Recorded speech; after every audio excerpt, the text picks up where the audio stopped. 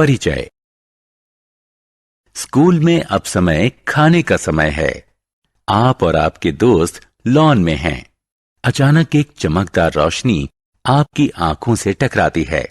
आप और आपके दोस्त वहां से दूसरी तरफ हो जाते हैं। इस बार ये चमकदार रोशनी आपके एक दोस्त से टकराती है।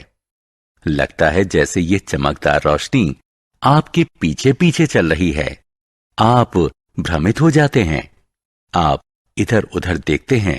तभी आपको थोड़ी दूरी पर आपका दोस्त अमन अपने हाथ में एक आईना लिए नजर आता है। अब आपको पता चलता है कि इस शरारत के लिए अमन जिम्मेदार था, लेकिन उसने ऐसा कैसे किया, इस बारे में आपको पता नहीं है। इस पाठ में हम प्रकाश, छाया और परावर्तन के बारे में विस्तार से चर्चा करेंगे। उद्देश्य। इस पाठ के अंत में आप निम्न करने में सक्षम हो जाएंगे: प्रकाश को परिभाषित करना, चमकदार चीजों को परिभाषित करना, पारदर्शी, पारभासी और अपारदर्शी चीजों के बीच अंतर बताना, छाया कैसे बनती है इस बारे में जानना, छाया के लक्षणों की सूची बनाना, एक पिन होल कैमरे के कार्य को समझाना, रोशनी के परावर्तन को परिभाषित करना, प्रकाश क्या है, रात का समय है और आप घर के अंदर कदम रखते हैं। चारों तरफ अंधेरा है, सब कुछ काला लगता है, आप कुछ भी देख नहीं पाते।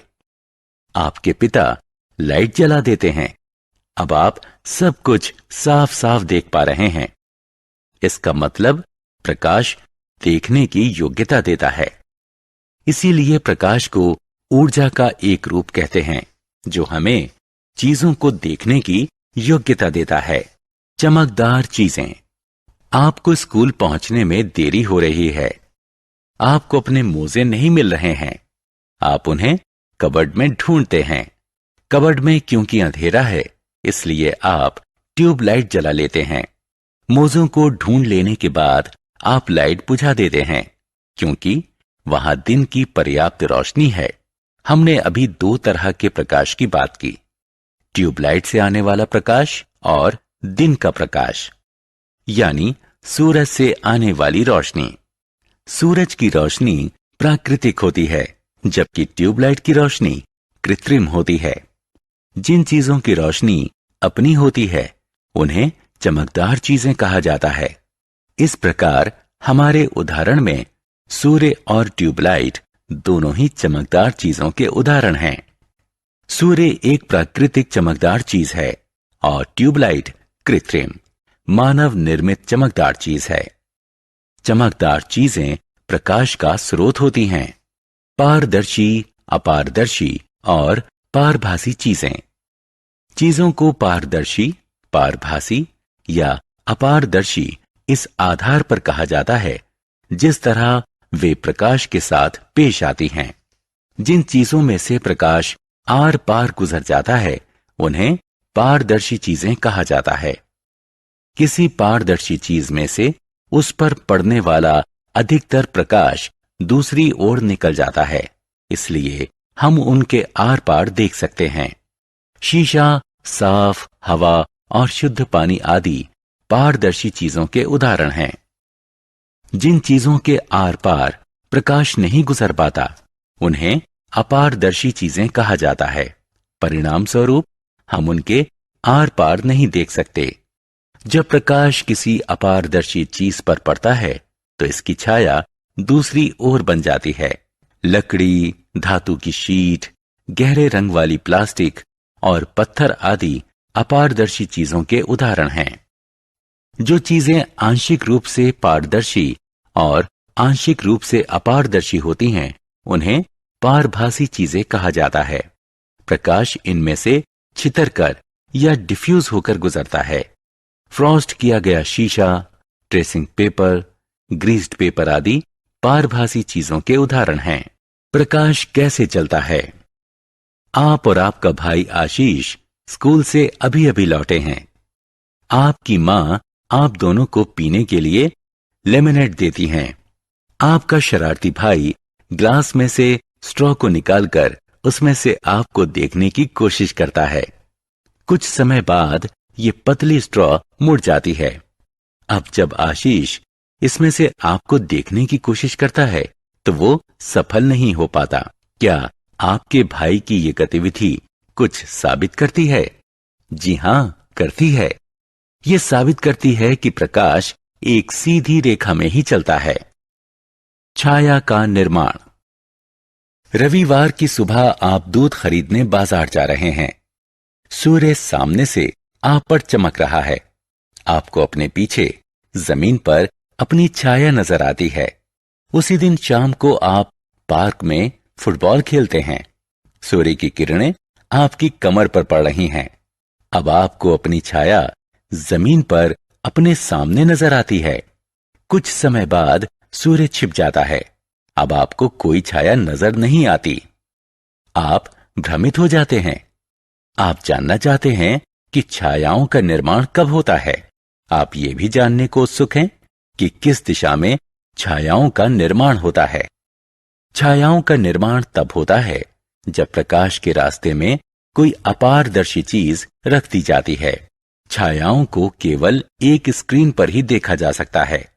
जमीन, कमरे की दीवारें, इमारत और ऐसी ही दूसरी सतहें छायाओं के लिए पर्दे का काम करती हैं। छायाओं का निर्माण रोशनी के स्रोत की विपरीत दिशा में भी होता है। सुबह क्योंकि सूर्य आपके मुंह की ओर था, इसलिए छाया आपके पीछे थी।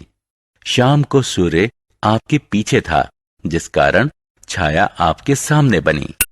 जब सूर्य छिप गया तो कोई रोशनी नहीं थी, इसलिए कोई छाया भी नहीं थी। छायाओं के लक्षण। आपने अभी छायाओं के बारे में कुछ दिलचस्प तथ्यों को जाना। आइए अब छायाओं के कुछ महत्वपूर्ण लक्षणों की लिस्ट बनाएं। छाया का निर्माण तब होता है जब प्रकाश किसी अपारदर्शी चीज पर पड़ता है। छाया का निर्माण उस दिशा में होता है जो प्रकाश के स्रोत के विपरीत होती है। छाया की बाहरी आकृति चीज की बाहरी आकृति से मेल खाती है। प्रकाश जितना चमकदार होगा, छाया उतनी ही घनी होगी। प्रकाश या चीज का रंग कुछ भी क्यों ना हो, छायाएं हमेशा गहरे रंग की होती हैं। प्रकाश का स्रोत किसी चीज के जितना नजदीक होगा, छाया उतनी ही बड़ी होगी।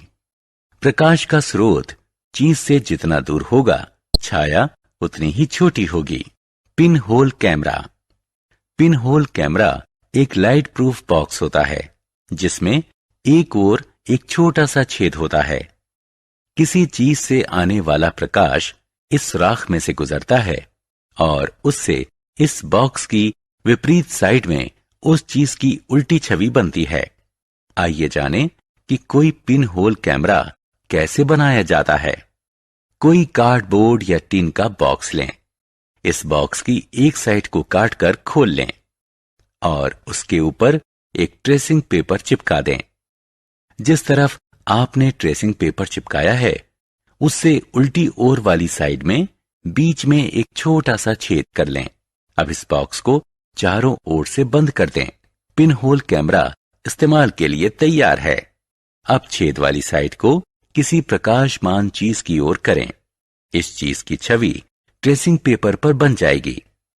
इस छवि का आकार निम्न बातों पर निर्भर करता है। स्क्रीन और सुराख के बीच जितनी अधिक दूरी होगी, छवि उतनी ही बड़ी बनेगी। छवि जितनी बड़ी होगी, उतनी ही धुंधली होगी। चीज और सुराख के बीच जितनी अधिक दूरी होगी, छवि उतनी ही छोटी होगी। परावर्तन। आपके स्कूल में रेसेस के दौरान अमन ने आपके चेहरे पर एक चमकदार रोशनी को चमकाया। उसने एक आईने के जरिए ऐसा किया, लेकिन उसने ऐसा किया कैसे?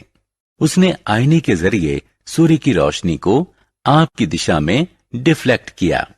अमन की ये शरारत ये साबित करती है कि कोई आईना खुद पर पड़ने वाले प्रकाश की दिशा को बदल देता है। किसी चमकदार सतह द्वारा प्रकाश की दिशा में परिवर्तन को प्रकाश का परावर्तन कहते हैं। आत्म मूल्यांकन। आपने जो कुछ सीखा है, आइए उसकी जांच कर लें। सही विकल्प को सही बॉक्स में डालिए। सारांश। आइए हमने जो कुछ सीखा है उसे संक्षेप में दोहराएं। प्रकाश ऊर्जा का एक ऐसा रूप है जो चीजों को देखने लायक बनाता है। प्रकाश एक सीधी रेखा में चलता है। जिन चीजों से होकर प्रकाश गुजर सकता है उन्हें पारदर्शी चीजें कहा जाता है। जिन चीजों से होकर प्रकाश नहीं गुजर पाता है उन्हें अपारदर्शी कहते हैं।